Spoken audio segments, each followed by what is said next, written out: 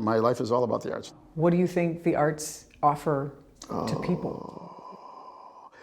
Well,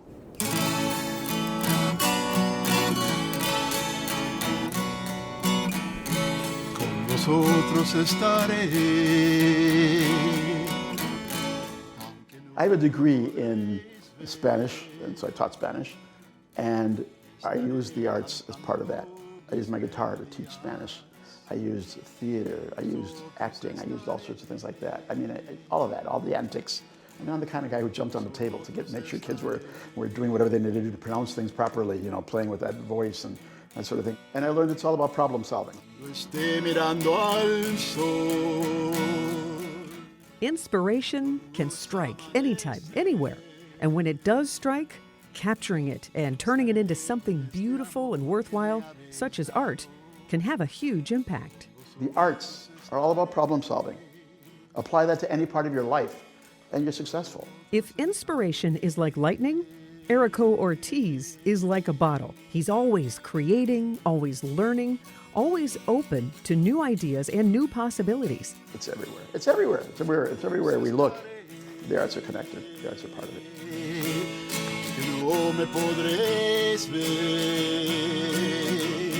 He believes forming connections with others is the key to a better tomorrow and a brighter future. Relationships don't fade. If you build them properly, if you foster them properly, they don't fade.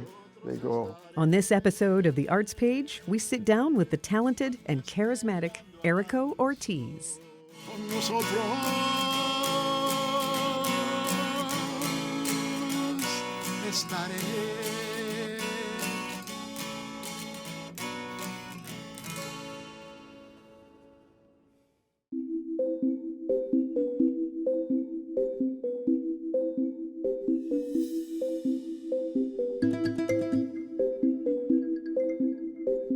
Ortiz runs Inspiration Studios in West Allis.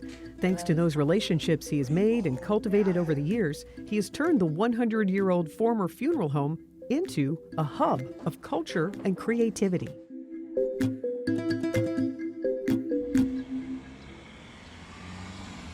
When you drive by and it kind of looks like a castle. That's what, exactly. A creative castle here. When I ran into it, it looks like a castle. And I thought it was huge. When you get inside, it's not so big. It's now called Inspiration Studios. It used to be called Skubal and Slattery Funeral Home. But when we came out and I looked at the building, I walked in, I thought, we had checked a few storefronts and whatnot, and I walked in, I said, oh yeah, this is it. I knew immediately this was it. That's wonderful. On the first floor of Inspiration Studios, one half is used as a gallery space to exhibit local artists. Light bulb number 3. And the other half is used for a small black box theater. Come on in, Sandy. Oh, wow. So, here we are. This is the performance space at Inspiration Studios. This is great. This is our very small black box, but it's been used for many, many different things. And as you can see, it's quite adaptable. We can build walls, we can hang things, whatever. There are windows back there that those panels can come off and the windows can actually be used. But yeah, it's a wonderful, intimate space. This is great. All this community theater space, did you think that community theater was going to be big, have a demand for it? Yeah, I never thought it'd be this big. I bought a little building for a little theater company I was part of, and boy, it has grown. Ta-da! So this is the hub of the arts in West Allis, which is kind of cool. Really cool. Really cool. And it's leading to more and more bigger things. It's an inspiring space. Very much so. Thank you. On the second floor, the rooms are rented out to artists to use as studio space. So I've got the Martini girls have 2 rooms. One is a small tabletop stuff where they can work at tables, and they each have their own table and they do tabletop art. And then the other room next to it, they've covered it in plastic and covered the floors. So that's the place where they can throw paint and do big projects. This place has encouraged lots of emerging artists. That was one of my goals, emerging artists. I wanted people who don't have an opportunity to exhibit their art in galleries because galleries are sometimes expensive or not welcoming. So emerging artists, emerging theater companies. Before opening Inspiration Studios, Ortiz was a teacher and administrator for Milwaukee Public Schools. The arts, essential to you. You got it. Education, essential to you. How did you decide to become a teacher? I was born in Puerto Rico, and I was raised here. I came here as a baby, and there were 9 of us, and then 3 more were born here. It was a rough childhood. One of those poverty-stricken families. We got the food stamps, we got the church baskets at Christmas and Easter, that sort of thing. The one place I felt safe and comfortable was at school, always. It was the one place. And so it became my refuge, the place I always wanted to be. I think we're gonna have enough for an exhibit, huh?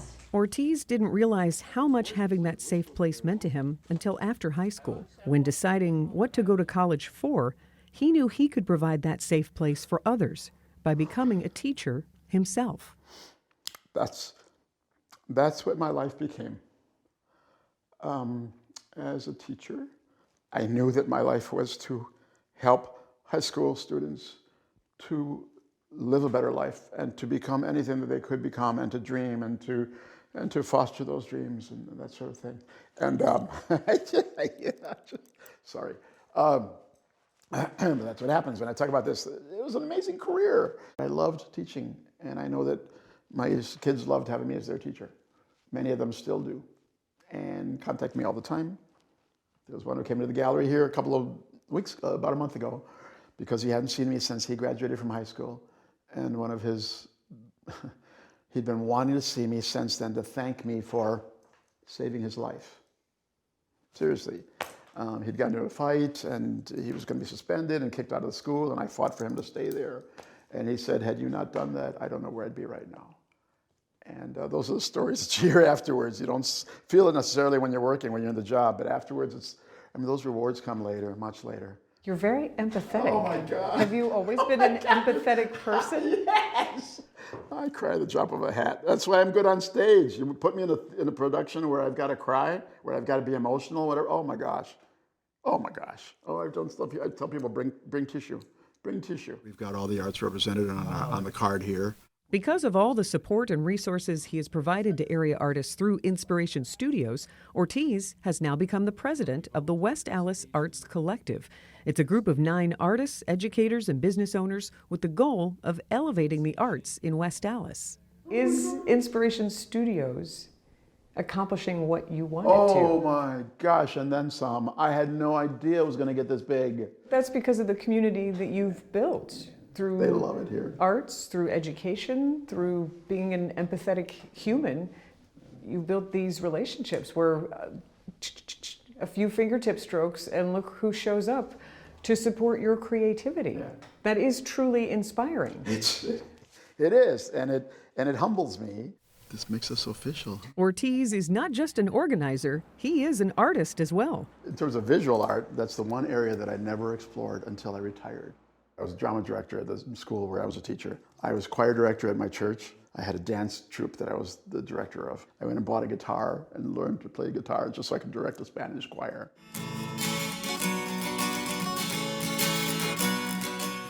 What arts are you currently practicing? Because artists typically evolve. Oh, you see that? That was my latest piece that I've created. Erico, tell us about this painting. It's very striking. Well, it was part of an exhibit that was here by the Rogues Artist Group, which I'm a part of now. I'm a member of that group. And it was an exhibit of 20 artists, and the title of the exhibit was Being Transparent.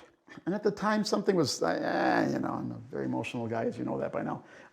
and something was going on where I was struggling with just the weather and with life and relationships or friendships, that sort of thing. There's just some sad stuff going on. And so it became this, a tearful reflection. As part of being transparent, this was what I submitted for that exhibit. What do you feel like you've learned from painting? Because this piece in particular sounds like it was therapeutic. A lot of art is, I have to, I struggle sometimes with artists who come to me saying, well, but are people going to buy it? Are people going to buy it? You don't make art to sell it. I mean, you don't. You make it so it's an expression of you. It's an expression of who you are. I mean, that's what it should be. Somebody is interested in it. They're going to connect to it, and they're going to want it. They're going to want to buy it if they connect to it.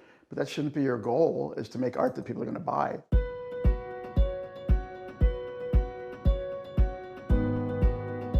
Erico, what advice do you have to someone who's watching you right now, completely inspired by all that you're involved in, all that you're doing, all that you continue to do, and all that you want to do? Where do you get your energy from? This is my legacy. This is what I want to leave behind. And so that's what keeps me going. The energy is there because that's kind of the ultimate goal, I think, is just to make sure that this doesn't die and this doesn't just end.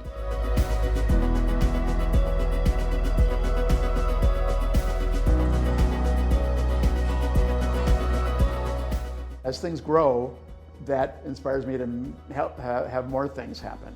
It fosters more. The more people learn about this place, the more they want to use it, which is really cool. It becomes home to a lot of people. They love coming here. Thanks for watching The Arts Page. Please like, subscribe, and turn on notifications for more stories of art in our community.